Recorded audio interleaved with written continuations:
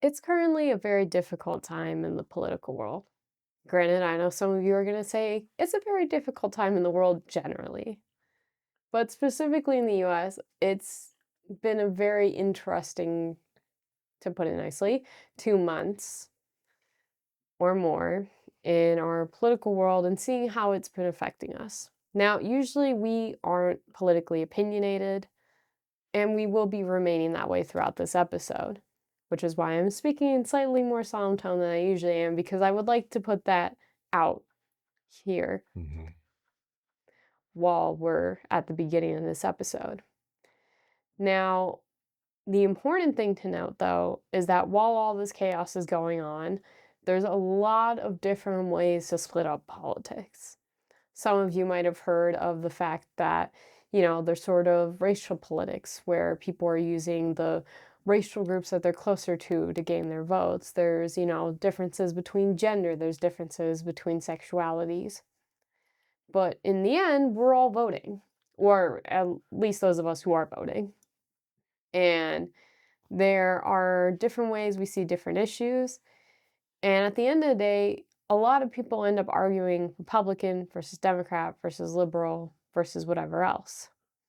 But we're here to point out that sometimes you think you're fighting one thing, maybe you're fighting another, or maybe you don't know really what you're fighting. Politics can confuse you pretty easily.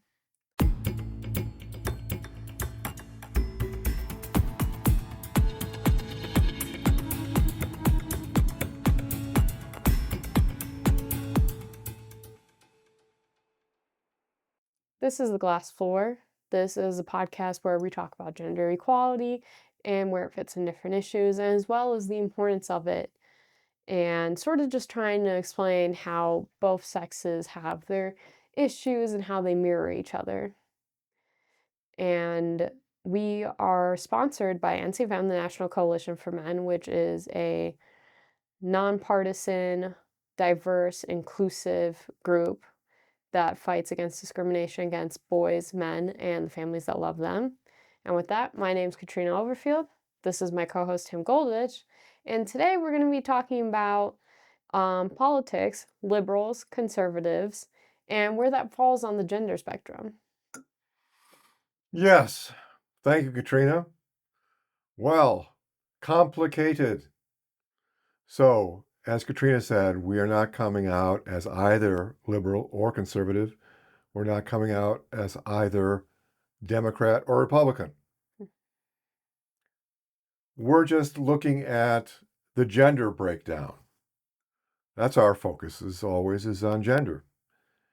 And I will be presenting a gender equalist analysis of this situation.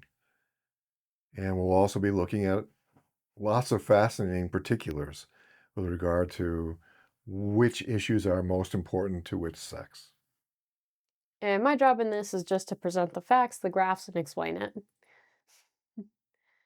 But starting off, and just a heads up, these are from polls, so it may not be the most accurate because it's based on who answers, but these are Yeah. some interesting polls we found about currently, for those of you who don't know, this show is happening from Chicago, which is a bit more of a liberal area, and this is sort of the stats right now of how liberalism has changed in the last couple years since 1999, Mm-hmm. specifically between men and women.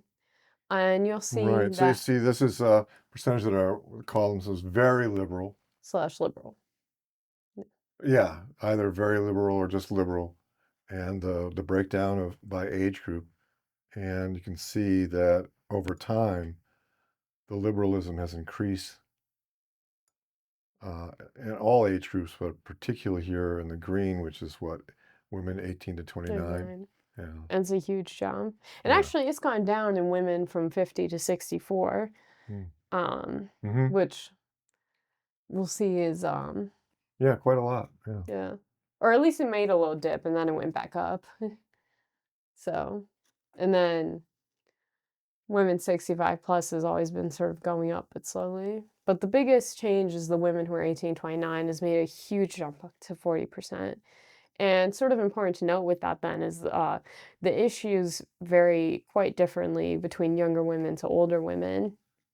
And sometimes, and this is something I've noticed, which is with certain issues, women will say, "Oh, it's the men holding us back, it's the Republicans holding us back, this and that."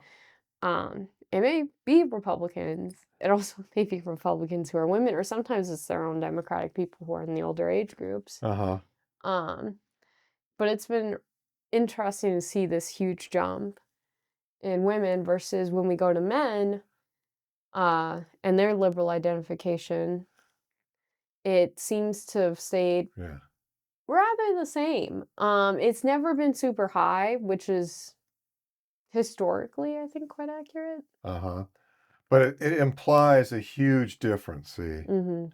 It implies that men and women are very, very different here, where the men are conservative and the women are more liberal, Yeah. gender politically anyway, and in general. So, okay, so from a gender equalist perspective, I will claim that that difference, that huge difference, is a product of ideology. All right, so if you hold a feminist belief in gender, then you're going to believe that basically men have the power and women are the victims. That's kind of the feminist. That's maybe a simplification, but still, Mhm. it's kind of what's at the core Yeah. of the feminist belief system. And if you believe that, then of course you will assume that your gender political liberals, those who seek gender political change, are going to tend to be women because they're assumed to be the victims of the gender system, the traditional gender system, right? Men have the power, women are the victims. And you're going to assume that the gender political conservatives are going to tend to be men because Mhm. men are going to, we're going to believe that men are the beneficiaries of the traditional gender system. Okay, but what if we were no longer enthralled to this feminist belief system? Mhm. What if we no longer believe that men are have the power and women are the The victims? victims, so What if we took on a gender equalist perspective and came to understand that both sexes benefit and both sexes have suffered the traditional gender system? And therefore, members of both sexes may be motivated to want to change the gender system, and members of both sexes may be invested in wanting to preserve it. So, what gender equalism says that mm, feminism is divisive. It tends to just be divisive. mhm. It tends to want to present gender reality as a battle between men's interests And versus women's women's. interests. But you see, if men came to understand how they suffer comparison with women in virtually every measure of well being, that's health, mental health, longevity, social services, homelessness, imprisonment, battlefield statistics, at work fatalities, and on and on and on and on and on, then men might be the ones motivated for change, you Mhm. see. But if they don't know this, if that's not part of their gender belief system, then they're going to, if feminism has taught them that they sort of parade through a patriarchal paradise of male power and privilege, then they're going to tend to think, why change it? Mhm. Meanwhile, if women were not so enthralled to the feminist belief system, if they were not so, uh, under the pressure of sisterhood, Yeah. many women could look at the traditional system and go, hey, that was pretty good. The men work, the women don't. Where's the problem here? It looks good to me. See, I mean, it's all in how you choose to look at it. So that you could have, and you do have, large contingent of gender political conservative women. Mm.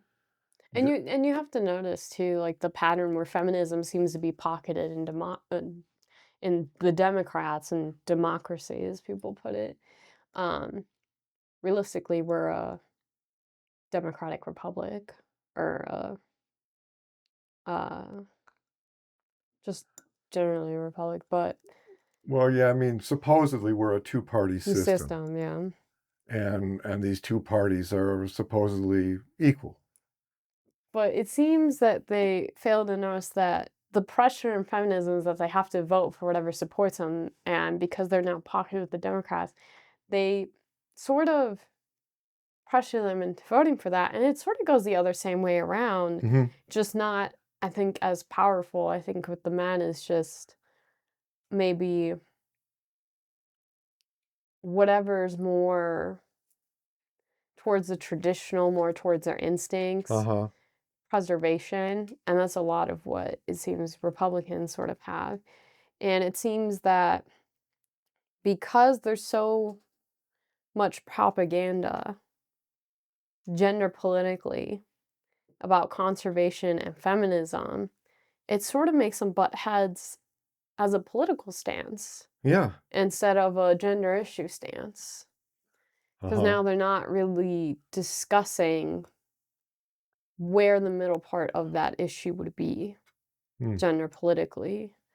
They're just like, "Oh, you're not gonna agree because I have to stay the stance of my party. My party has this, I have to be loyal to them because, they have this stance of keeping the conservatism. Well, my party supports feminism, so I have to stay with them." Yeah, exactly, exactly. So, So it's like a political loyalty over yeah, a diplomatic solution negotiation. yes, to really simplify it down, take a look at this. So this is men, and then who can have this the slide for women?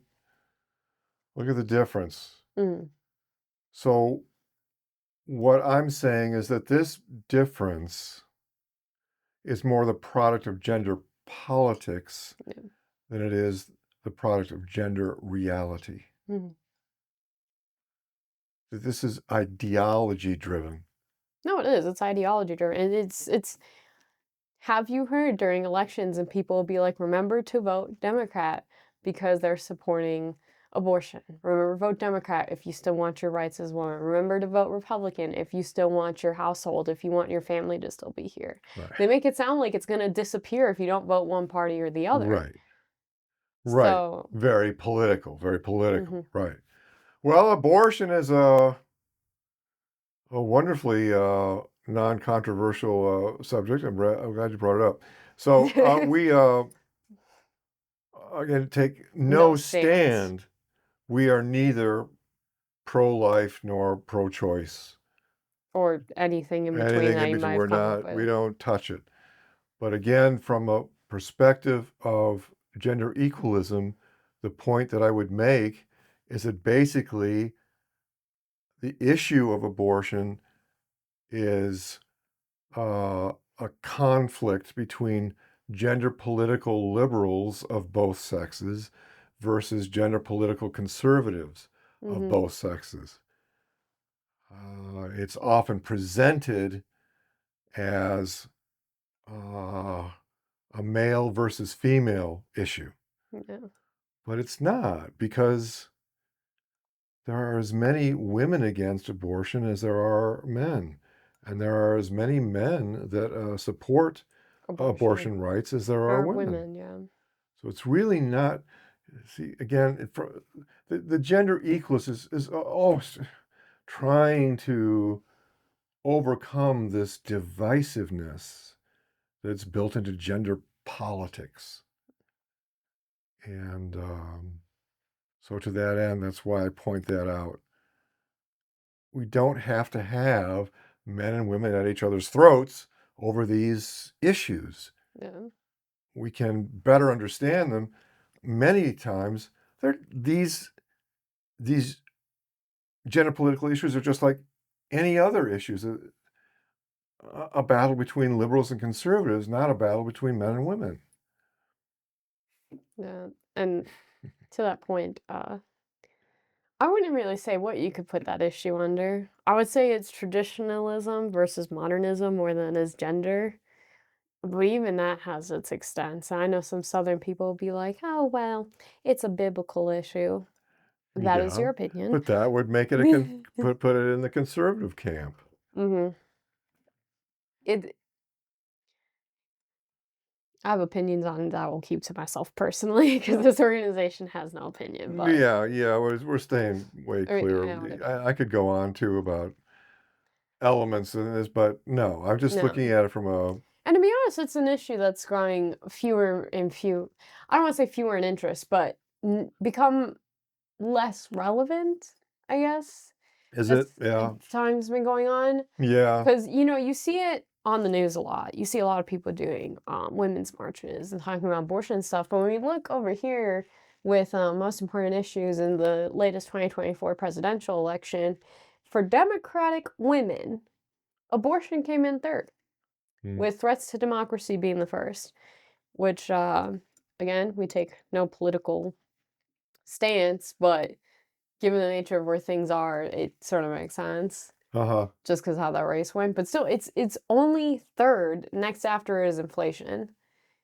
um, which you'll see in a minute is an interesting point, in itself, but it seems to be an issue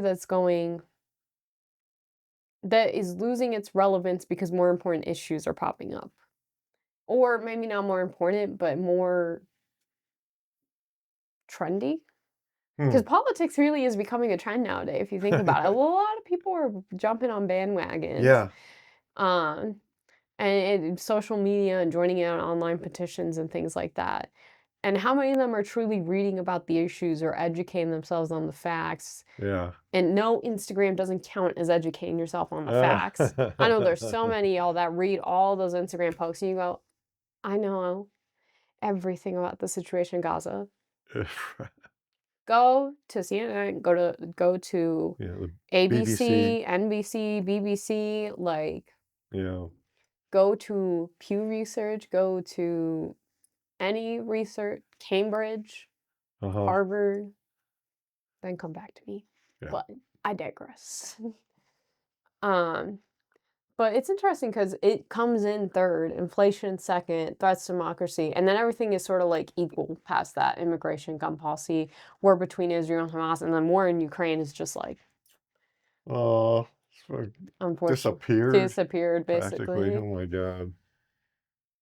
Yeah, I mean, it's like you can't hold the public attention long Mm, enough, you know. It's just yeah. like, After a certain you period, know, it's out of yeah, popularity, unfortunately. it's like the public has the attention span of a gnat, you know, and so it can only hold on to it for a little while, and then, oh, Ukraine, what?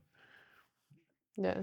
And then if we switch to the Republican most important issue for women, it goes inflation, immigration and border security, which we're sort of seeing right now. Um, Abortion is also 3rd, but it is a lot lower in comparison. Yeah, Democratic women was like close to, I think, right at 20, a little past. For Republican women, it's less than 10%. Then threats to democracy, war between Israel and Hamas, war in Ukraine, and then gun policy is surprisingly last. That is the one thing that shocked me on this, hmm, um, because the gun issue has been an issue for a while, yeah, and it comes up basically anytime there's like a shooting, right. and It's just that it doesn't specify. the It just says gun policy. It policy. doesn't say Mhm. um, pro Well, Second Amendment or you know, anti-gun. yeah, You can just presume that because it's Republicans, Republican, it's pro. it's yeah, Or pro-gun, and then if it's Democrats, anti, so that's sort of where the assumption seems to be. Um, but still very surprising even for if it's possibly anti, for it to be so low, yeah, with all the especially with those 2 wars being more important than the gun policy. 'Cause supposedly they always claim conservatives are super nationalists. I'm like, for nationalists, they're very concerned. Yeah, that's true. But then, That is surprising. so you'll see inflation though is important to both groups, regardless. And again, this is focusing on the women voters. We're gonna do a different part that we'll talk about later, which I think is just everyone's concern, regardless of what side you're on, because it's just getting too expensive to live here. But looking at the gender politics of it, it's interesting because outside those two things, they're quite aligned. And for women being more majority Democratic voters, because feminism is more aligned there, Yeah. it would seem that their counterparts that they don't like much on the Republican side, minus one or two major differences, are quite oddly aligned in Mm. some ways. Well, see, you're too young to remember, but Yep. old timers like me, we remember back when the big complaint about the two-party system was that they were so much alike that it was like, what two parties? They're the same thing. That's what people used to say. That was the most common complaint about the two-party system was that they were just about the same thing. So imagine how times have changed about that. It's an incredible. It used to be the nightly news was the news for everybody. Mm-hmm.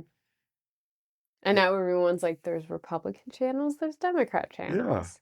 You watch Fox News or CNN, right? It's absolute madness. I don't know if I'd say it's any different though. Like, oh, and this is actually really perfect because we were talking about abortion just a little bit ago. Again, don't take a stance on it, but what's interesting here is the difference between most women think Trump would sign federal law banning abortion versus protecting nationwide. Mm-hmm. So total women voters, 58% did think Kamala would protect it. But specifically from 18 to 49, it's 45% very likely, 38% somewhat unlikely, very small. And then 67% were Democrats that believed in, 49% were Republicans. So what does that mean then? 67% of the The people Democratic women? believe that Okay. That Kamala Harris would Harris protect would their protect rights their to, rights, yeah. and 49% of Republicans thought so. Uh-huh. And then if you look at the Trump side, the numbers are a bit, I don't want to say equal, but more varied might be the best way to put it. Yeah.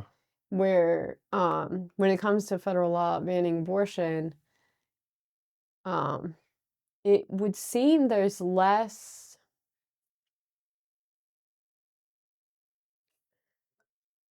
of a trust that he would do. I don't want to say a trust, maybe that's not the best wording, but less belief that he would actually go through with it.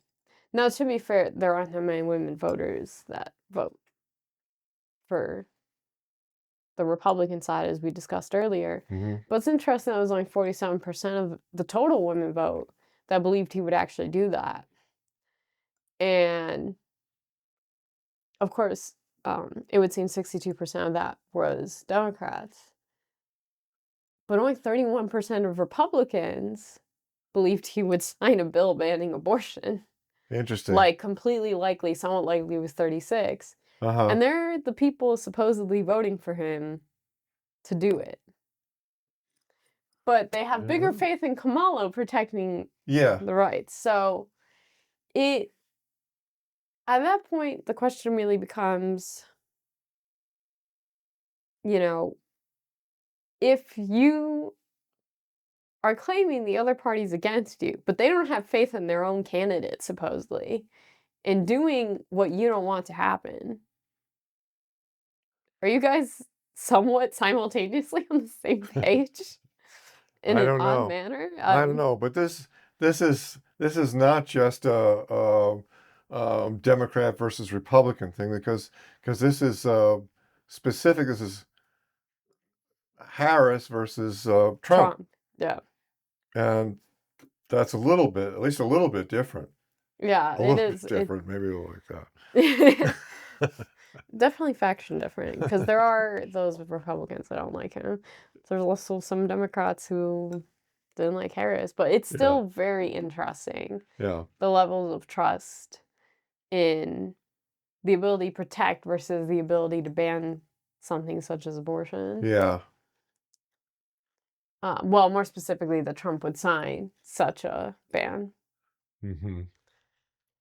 Um, but I feel like that really shows sort of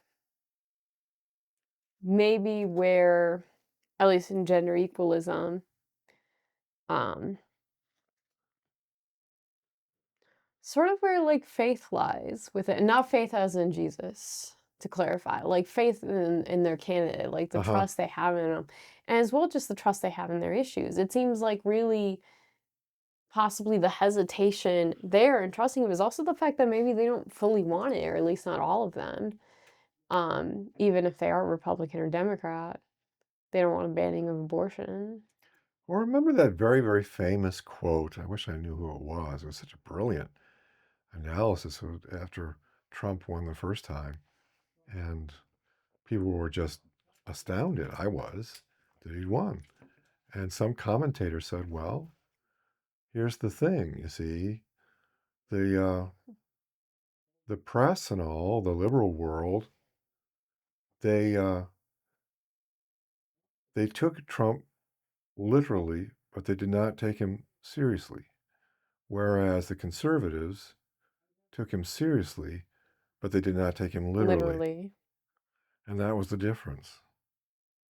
And that might be a little bit what's going on here. Mm, I don't possibly. It would be very interesting to find out. Yeah. But the trust is the biggest I mean, the women ages 18 to 49 isn't much of a difference either side. Really, the big number change is down below when you see the difference between Democrats and Republicans facing him. Uh-huh. Well, By age group, it doesn't change much, or totality of women. huh. It's 27, 28, Yeah. 58, 47, 42, 45, 38, Yeah. 34. Pretty similar, really. Mm-hmm. But all right. So um, I guess the point is from a gender equalist perspective, this may be true. It may be true that Harris is more likely to protect abortion rights than Trump. That may well be perfectly true. And that doesn't change the fact that the gender political conservatives, those who are against abortion or want to limit abortion, are comprised of both men and women, and the gender political liberals who want to expand abortion rights are comprised of both women and men. Mm-hmm. Again, these stats are just focusing on the women. We are going to have a later episode where we go through the male stats. We just thought we'd do this one-on-one and then do sort of where the comparison might be, because clearly, even between different political lines, there's a lot of consensus between the women. And sometimes you would think they would be butting heads more because they're different parties. Yeah, this is a great example. The picture we have right here, because sometimes you'll see that they're Yeah. Uh-huh. conservative. Right. Gender political liberal versus a gender political conservative. Hmm. But they're both women. They're both women. And although they're yelling at each other in this picture, um, outside of the literal fact of hair color, skin color, and everything else, they might have a lot more in common in topics than they know or certain opinions. It's just we've propagandized these two sides so much and made that the gender issue as well. Yeah. When the gender issue itself can be negotiated and figured out, it's Right. just the political extremes are causing it to be so polarized. That's exactly what I'm saying. These two, their conflict may be just gender political. It may just be ideology that's got them Or personal opinion and preference, to be Whatever, but I honest. mean, they might meet much more in accord if they were both uh, sort of indoctrinated in the same way, but Mhm. one is indoctrinated one way and the other is indoctrinated the other way. And so their conflict may not be so much who they are as what they have been taught. Raised to believe Yeah. in many ways. Yeah. As I said, it's sort of like a personal preference, how you were raised kind of thing Yeah. sometimes too, Sure. with some of these issues, because it's really one person is one preference, one is the other. Yeah. In reality, it's like everyone should just live in their own world. Not that you should become a serial killer or do anything illegal, but your opinion is your opinion. Yeah. Um, but just looking at these stats is pretty interesting. See, and as we said, we're going to go into the male stats next episode and the male versus female stats. And that gets even more interesting because it seems like there's a polarization happening, but then you look closer and there's still a lot in common Yeah. that they just don't seem to see because they're busy being polarized by the propaganda around them. Yeah. But generally, the gender equal thing would be to maybe come with a solution, or maybe the more moderate people in their respective parties come together and sort of find a equal point to this. But until that next episode, we will all see you. Thank you so much for watching. This has been The Glass Floor. I'm Katrina Overfield.